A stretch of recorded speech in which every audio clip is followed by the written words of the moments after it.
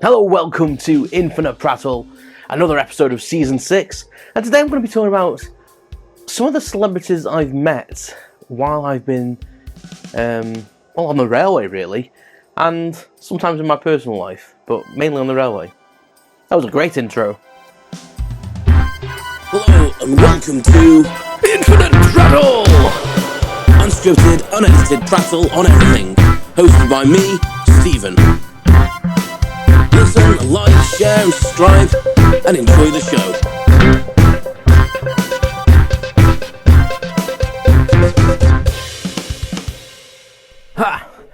Did you recover from that terrible intro? I know I haven't. Anyway, on today's episode, I'm going to be mostly wearing a Goonies cap and talking about celebrities. Mainly ones that I've met while working on the railway. And if I have time, I'll tell you about some that I've met in my personal life. So, I've worked on the railway for quite a while now. I don't really want to say how long. A long time. And I started as a customer service assistant with a company called Virgin Trains. Virgin, Richard Branson, had a train company. And yeah, I left college and I had a part-time job while at college and then joined full-time. And in my time working for that train company and being on the front line basically of customer service, you bump into multiple people and you bump into celebrities.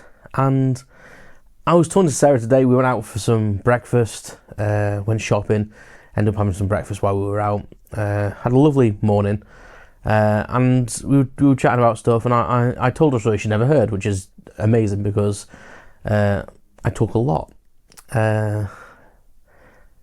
If you're new to the podcast, you may not know this fact, but she's the one that actually encouraged me to start the podcast because I prattle on so much. So you've got her to thank for this content. This chair's really annoying me. It's still making the sound. I hope it's not going across in the audio. I can never remember when I edit that, when I like put the video together, if it is coming across. Anyway, you naturally meet people that are famous when you work in customer services because obviously they are just people and they also travel around.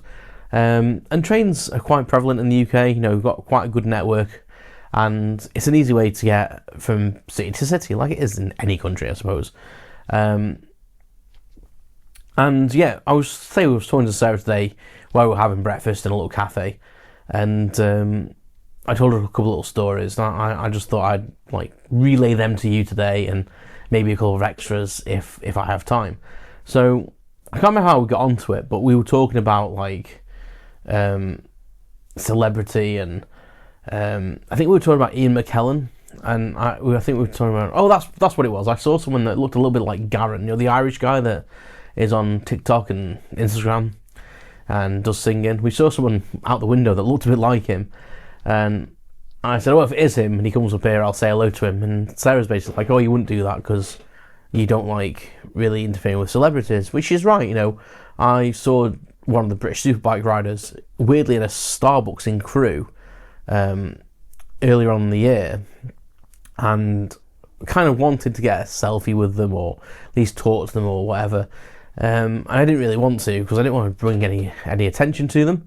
But I did go over and just say hello and kind of just show my appreciation, say like kind of, you know, appreciate what you do. It's an amazing sport, and being a motorcyclist myself, I really could not go around a race course that quick. It does amaze me every time. Every time I go to a BSB race, it amazes me how fast they're going past you. It's scary. So yeah, I didn't want to get a selfie. Sarah was really saying like, "Oh, get a selfie." And I was like, "Oh, I feel awkward about it." But yeah, I'm kind of like that. And even though I've met quite a lot of celebrities, I'm not really one for getting autographs.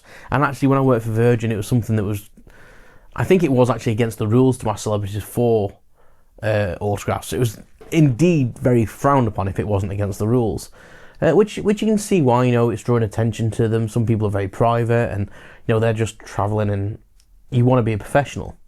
But we were talking about like we came on to the fact that Ian McKellen, Sarah was like, oh, Ian McKellen's lovely, and I said, oh, he is lovely, and I'd want to get a picture with him. And I've seen him, he actually takes the camera off people and does selfies and stuff, and I think he really enjoys doing that. And I mentioned Sir Patrick Stewart, and I should say Sir Ian McKellen, because they both are sirs, so sorry about that. But yeah, I mentioned Sir Patrick Stewart and said that, I'd probably lose my shit if I met him, if I'm honest with you. Just love the bones of the guy. I don't know why. I know he's a great actor and blah blah, and he's one of my favourite captains in Star Trek, if not my favourite. Kirk might just edge him out, but Picard is a flaming good character. They're very much on par with me. I think it depends on what I'm feeling on what day, who's the best. But yeah, I basically said, I would lose my mind. And then I went on to say, and this is getting to the point of Railway, I said, I actually think I met him, or he got on a train next to me one time when I was working on the train station in Crewe. And I remember just being super, super busy. I don't know any dates or anything like that. It was just a day. I think it was when I was a full-time member of staff, so it would have been after I finished college. I think I was... I don't know. Anyway, but there was a couple of people, and I'd seen this guy really nicely dressed with a flat cap on, long overcoat, and with a couple of people, but not really paid much attention. Had his collar drawn up. It was a cold day, very busy on the platform, and the train came in, and I opened the door, and I think it was the coaches between first and standard, so I'm not sure where they went to sit. I think they went to sit in first class, but the first person boarded, and I opened the door and kind of went, there you go, sir, and he said thank you, but I swear it was Patrick Stewart's voice. Like, he's got a very distinctive voice, and I was like, what?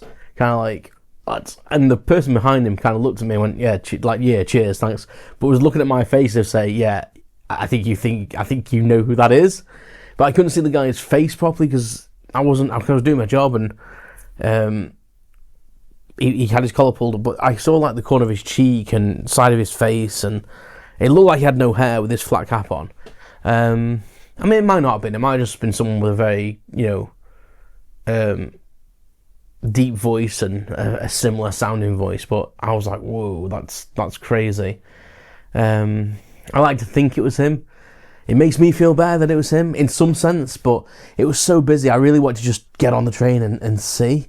But I have quite strong feelings about following the rules, and it was so busy. I think if it had been quiet, if I'd have just got on the train, if I'd have got locked on, I'd have been like, oh well, never mind.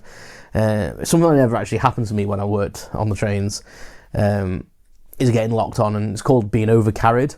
It never actually happened to me. I tried it once with the singer Louise, who was in a band called Eternal in the UK. Don't know how famous they were elsewhere in the world. I think they did try the States. I'm not sure how famous they got, but they were kind of like England's Destiny's Child, basically. And I quite liked them as a band. And Louise, she ended up marrying Harry Redknapp, who played for Liverpool. And she was on a train, and I saw them through the window, and I was like, oh my god, that's Louise Redknapp. And she smiled at me, and I was like, oh my god. She was stunningly beautiful with these two dancers, and they were beautiful as well. And it was a really quiet day. I think it was a Sunday. Really quiet. And everyone had been getting overcarried on trains, and I'd never had. And I was like, you know what? This is the day. I'm going to get overcarried on a train with Louise Redknapp in. I don't think she was married to Jamie Redknapp at the time. Me probably thinking she's single and I'll have a chance. So I basically tried to get overcarried. And one of the station staff members called Fred, he came and rescued me. And he opened the door and he went, come on, Stevie. He speak like that. Come on, Stevie. And I noticed you nearly got overcarried. And I was like, oh, yeah, cheers, Fred. And the thing is, I was waiting in the vestibule before the train left, before I went in to speak to her. So I didn't even get to speak to her or see her properly, because I thought, I'll hide in the vestibule area before the train leaves, and then once the train leaves, I'll go, oh dear, I've been overcarried, ooh, and that'll be me opening to speak to her. So I'd kind of semi-planned it in about 10 seconds. But yeah, and that was the thing with Patrick Stewart. I didn't want to get overcarried because it was so busy. I didn't want to let my friends down. I worked with my colleagues down that I worked with. Whereas that other time, it was quiet, and I thought I'll feel less guilty. But yeah, I've met quite a lot of celebrities that I know of as well. So a lot of UK-based celebrities, like some celebrity chefs, a lot of athletes. I worked at Manchester when the Commonwealth Games was on. Was it 2001, 2002? So I met a lot of the athletes and a lot of the teams. Met Team GB. I actually escorted Team GB to the stadium, and there was like a welcome party with Richard Branson and a lot of executives, and I'm guessing people that give money to the like sponsorship people and stuff, like people that sponsored the event, corporates, and that was a weird situation. We actually watched the band S Club 7 practicing while we were at the arena. It was the Manchester City Stadium, and that was a bit of a strange situation. But yeah, Denise Lewis, I met her. She's absolutely stunningly beautiful. She was so lovely. Just a tall, strong, powerful, beautiful woman. Like, not just looks-wise, she was just so lovely to us. I think it was Ewan Thomas, met him as well. There were so many people, so many sports people I've met. Met Helen Baxendale, who's famous in this country for a program called Cold Feet, amongst other things, and she played Emily in Friends, which was Ross's girlfriend, and the one that he was marrying when he said, "Take thee, Rachel." So yeah, I met her, and I always thought she was. It's going to sound terrible, so I'm sorry, Miss Baxendale. I always thought she was a bit like harsh looking and, you know, kind of plain. And I was stood on Manchester Piccadilly station, and this woman walked up to me, and I remember thinking as she was walking up, thinking, "You're just really naturally beautiful. Wow." And she asked me when the next train such and such was, and then I was like, "Oh yeah," and I was like, "Oh, are you Helen Baxendale?" And she was like, "Yeah, I am." And I was like, her face just lit up. I was like, "Wow, what a pleasure to meet you." And I said something, I don't know if she heard me, but I said something like, "You're far more pretty in real life." And I don't know if she heard me, because she just went, "Oh, right, great, thanks." And she went, unless she was just being really polite in English. But as soon as she walked off, I wanted to shout, "I don't mean it like that." Like, because obviously her characters and stuff, they're made up in a certain way, and Emily, especially in Friends, which was mainly where I knew her from, she was always made to be like prim and proper, but in real life she was just lovely looking, and I felt so bad, and I was like, oh my god. So Helen Baxendale, I apologise that I basically made out as if you were ugly, and I was surprised you were pretty, which actually was my reaction, if I'm honest with you, but you were very, very lovely, and you were very gracious, if you did hear me, to not call me out on it, so I apologise. And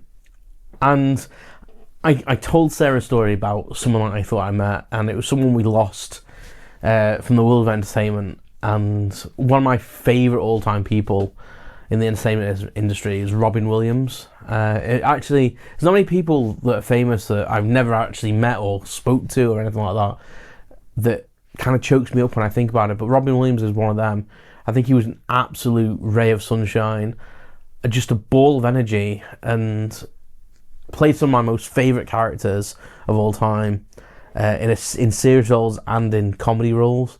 I mean, Mork and Mindy when I was a kid, still cracks me up now, but Robin Williams as Mork, like, oh my god, like, I wanted to be him as a kid. Like, I just wanted to be him. I wanted his clothes.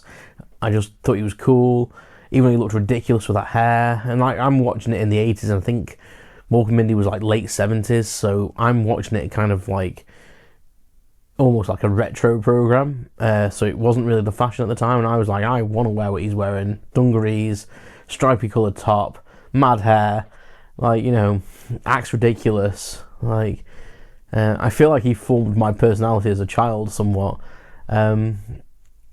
Yeah, and I have a story about Robin Williams in Crewe Station. So Crewe is where I live, and I was working one day, and I came into the café, which is on platform 6. So anyone that's been through Crewe or has come to Crewe there's a middle island, there's a cafe, spans between platform 6 and 11, and I was working on the station for Virgin Trains as a customer service assistance person that day. So there's various roles you play, and I used to do a lot of customer assistances. So basically you can book to have help, and that was my role for the day. You get a big list of people, what train they're coming in on, what train they're going on, etc., and I would just go meet them, put them somewhere, and then go and put them on the next train.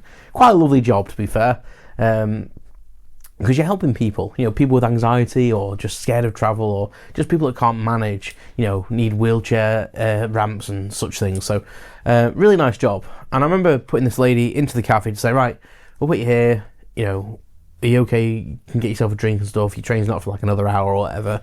And I caught this guy's eye as I walked in and thought, oh, he looks really interesting. Like, I thought he's got it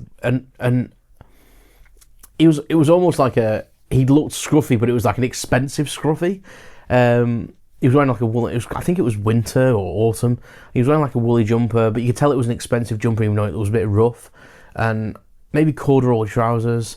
But he just had this beard and scruffy hair, and I think he was wearing like a cap, like maybe a flat cap. Flat caps are obviously the rage. And he was reading a book, or like had a notebook or something like that. He had something in his hand and a little bag. And there was something about him that, like, his energy, like, I don't know, it was strange. So I helped this, but I was concentrating on this woman, so I was helping this woman let's get her settled. I think I even went and bought a drink for her. She gave me some money, I went and bought a drink, because I like to go a bit of extra mile. It wasn't really my job to do that, but I like to do the extra mile. It's very customer service focused. And as I said, right, we're going to leave you here. I'll come back in a little bit and check on you. And as I was leaving, I turned to him and I caught his eye again and smiled, and he smiled back, but his eyes lit up, and the smile, and for me it was Robin Williams, but it took me a few seconds to realise, and as I turned to walk out through the door, I was like, my God, that was Robin Williams. But then I was like, nah, Robin Williams in Crew? Nah. And then I walked away and I was thinking, no, but he had that beard in, is it Good Will Hunting, or the Dead Poets Society? Good Will Hunting, I think it was. I think earlier in the story when I told Sarah, I think it was Dead Poets Society, but I think he's clean shaven in Dead Poets Society. Oh, Captain, my Captain. So it must have been Good Will Hunting. So he had that kind of beard. And I kind of went back to the office to check on a couple of trains. And I was like, I'm going to have to go back and look. Like, I'm going to have to go back, because if it's Robin Williams, he's like my idol. Like, I need to, like, I don't care about the rules. I need to speak to him. And I went back and he was gone. And I said to the woman in the cafe, I said, the chap was sat there. And she was like, oh yeah, after you left, he just got up and ran and jumped on a train, the first train that was in. He must have forgot it, didn't realise it was his train. And I was like, that's really odd.